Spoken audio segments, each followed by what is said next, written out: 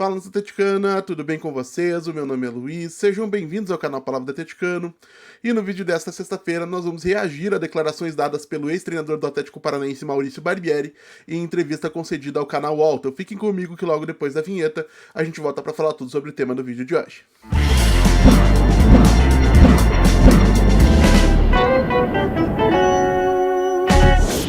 Então vamos lá para o tema do vídeo de hoje, pessoal, porque Maurício Barbieri, ex-treinador do Atlético Paranaense demitido pelo rubro-negro no início do mês de maio, concedeu uma entrevista ao jornalista André Hernan, do portal e canal UOL, onde ele falou sobre uma série de assuntos e dentre esses assuntos falou também sobre a sua passagem pela Liga Arena e em declarações que chamaram a atenção dos torcedores rubro-negros nas redes sociais.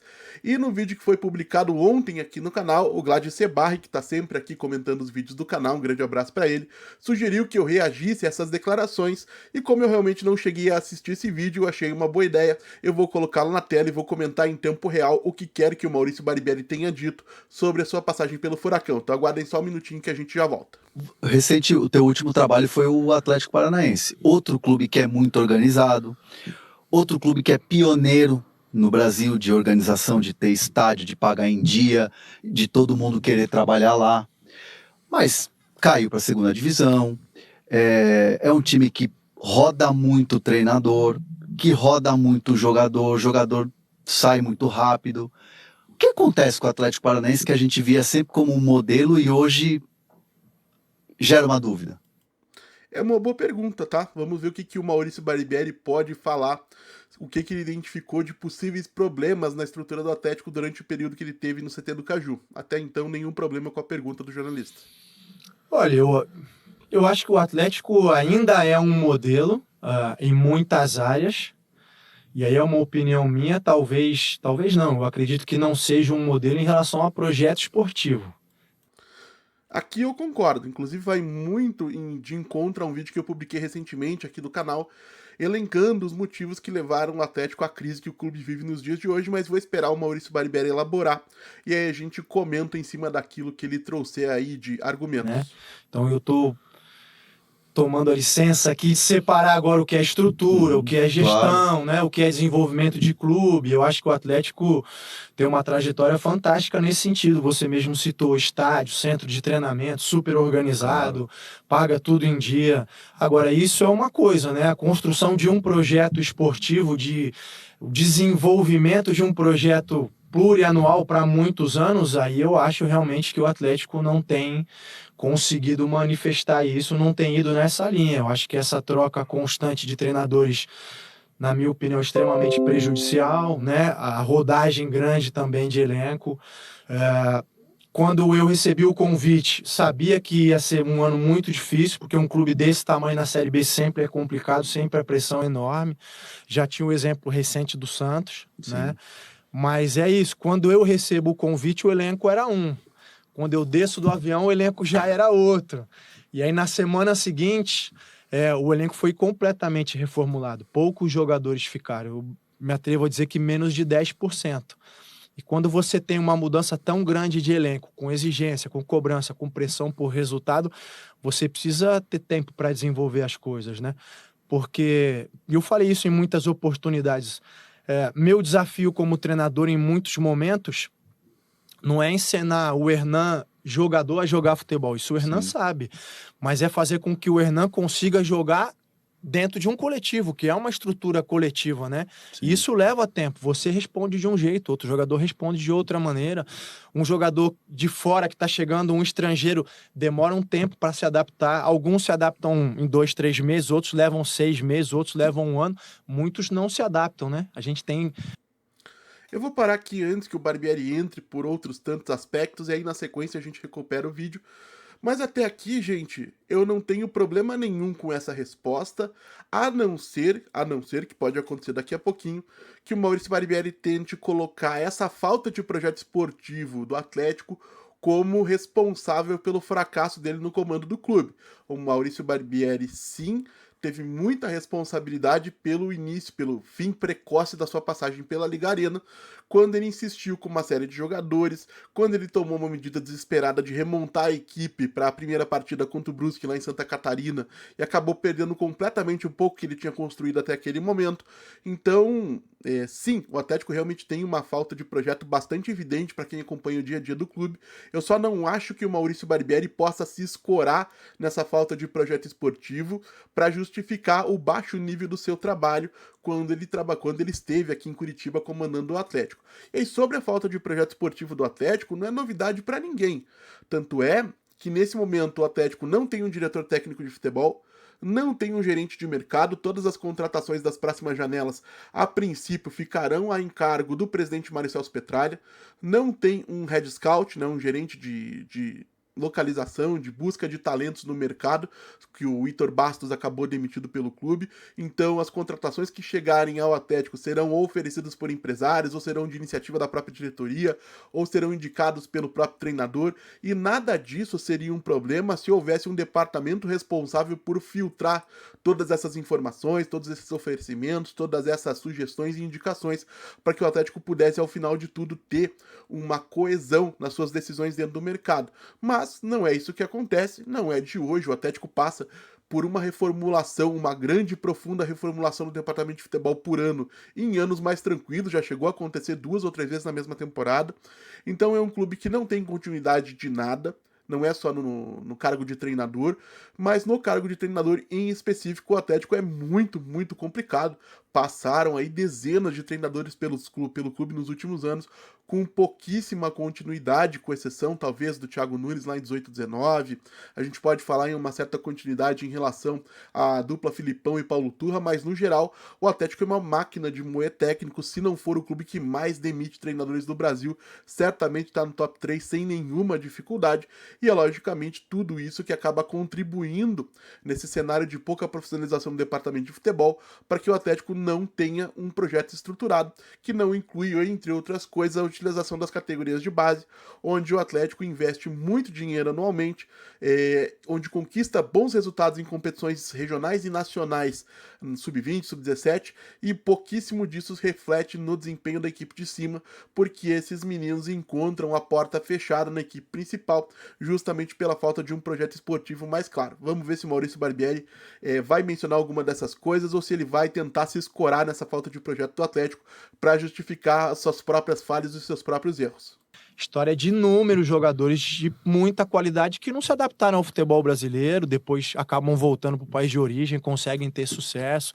Então eu acho que todas essas variáveis entram. Eu só vou fazer uma pausa aqui para destacar que isso aí realmente é verdade, tá? Alguns jogadores estrangeiros não se encontram no futebol brasileiro por uma série de motivos. Pode ser questão de língua, questão cultural, questão de alimentação, de adaptação ao novo país, questão de companheiros, de ambiente de trabalho. Uma série de fatores contribuem para que um jogador se adapte ou não a um novo ambiente. E o Atlético tem feito pouco para adaptar os estrangeiros que chegam no clube. A gente viu isso ano passado com uma série de jogadores, viu esse ano com o Raim Palácio. São todos jogadores que o Atlético simplesmente contratou, jogou num ambiente completamente novo e que nesse cenário de bagunça esportiva que o clube vive, acabaram tendo pouquíssima oportunidade dentro de um contexto funcional de se adaptarem ao futebol brasileiro. Um outro exemplo disso é o Morro Garcia, né? Falecido Morro Garcia, infelizmente não está mais aí entre nós, mas veio pro Atlético como contratação recorde da história do clube naquela ocasião, não conseguiu performar no Atlético, mas quando deixou o clube, voltou a jogar bem no futebol uruguaio, inclusive se tornou um ídolo, né, um jogador importante na história do Godoy Cruz no futebol argentino. O Morro é um exemplo de um jogador que passou aqui pelo Atlético, não se firmou e que depois que saiu conseguiu se encontrar novamente em novos ambientes. Dentro desse caldeirão. E voltando no assunto do Atlético, volto a dizer, eu acho que é sim referência e exemplo em muitas coisas, mas eu acho que como projeto esportivo, nesse momento não, mas me atrevo a dizer também que a gente tem pouquíssimos exemplos de projeto esportivo no Brasil de maneira pensada, né? De construção de elenco, de visando uma melhora ao longo dos anos para atingir um objetivo. A gente tem uma cultura bastante imediatista, que é sempre reforçada, né?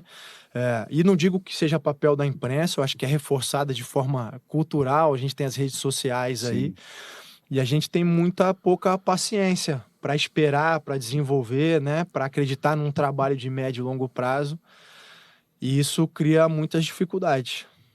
E essa coisa de ter que ganhar na quarta, mas na quinta você já tem que preparar o time e domingo é ganhar.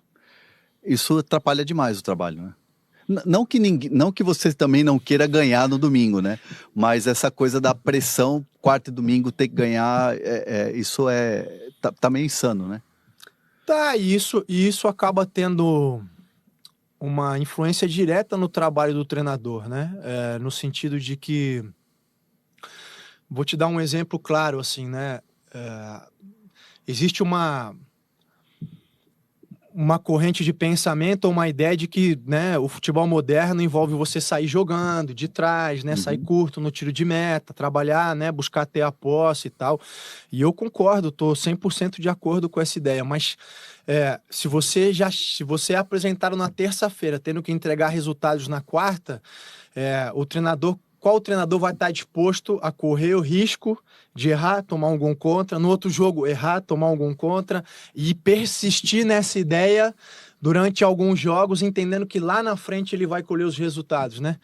Porque muitas vezes você sabe que talvez você nem chegue lá na frente, né? Então, Ele tem uma certa dose de razão, mas isso também serve muitas vezes de muleta para treinadores que não querem fazer saída mais articulada, como é o caso do próprio Barbieri, que preferem um jogo mais longo, mais direto, um jogo de mais aceleração, e tá tudo bem que seja assim, para justamente não promover uma superioridade numérica no campo de defesa, não promover aproximação entre jogadores, compactação, para que eles possam levar vantagem sobre o adversário, ter passes à disposição para poder construir. Então são duas coisas diferentes. Realmente uma saída de bola muito forçada quando pressionada, pode te colocar em risco de um mau resultado, e maus resultados em sequência podem realmente comprometer a longevidade de um trabalho. Agora, não acho que seja o caso do Barbieri. O Barbieri em nenhum momento ele pareceu tão disposto assim a criar um Atlético que saísse jogando desde o campo de defesa. É uma questão de preferência dele, tá tudo bem que ele prefira fazer de outra forma. Eu só não acho que isso se amolde, que isso valha pro Barbieri no caso do Atlético Paranaense. Vamos ver o que mais ele vai dizer. posso te dar o exemplo de 2 clubes que eu trabalhei que passaram por uma reformulação grande de elenco e eu deixei claro a quem estava dirigindo, olha, faltam essas peças para que a gente consiga ter um elenco que seja condizente com os objetivos que vocês estão me colocando. Ah, não, tudo bem, mas agora a gente não vai conseguir, na próxima janela nós vamos corrigir. E nos 2 casos eu não cheguei na próxima janela, porque os resultados foram mais fortes antes. Então é difícil. E isso, como eu estava te dizendo, tem influência direta no trabalho do treinador, nas escolas. Esse é o final do vídeo que a gente tá chegando, do recorte que eu encontrei aí falando do Barbieri sobre o Atlético. E ele tem uma certa dose de razão. Realmente o elenco do Atlético, por exemplo, passou por uma reformulação muito profunda. Eu acredito que tenham sido prometidos reforços para o Barbieri nas próximas janelas. Agora, a gente não pode usar a falta de reforços como justificativa para um Atlético que, embora tenha falhas no seu elenco, era muito superior ao Maringá, por exemplo, na semifinal do Campeonato Paranaense, e não conseguiu avançar de fase, não conseguiu enfrentar adequadamente um Maringá bem organizado pelo Jorge Castilho, que com todos os méritos chegou na final.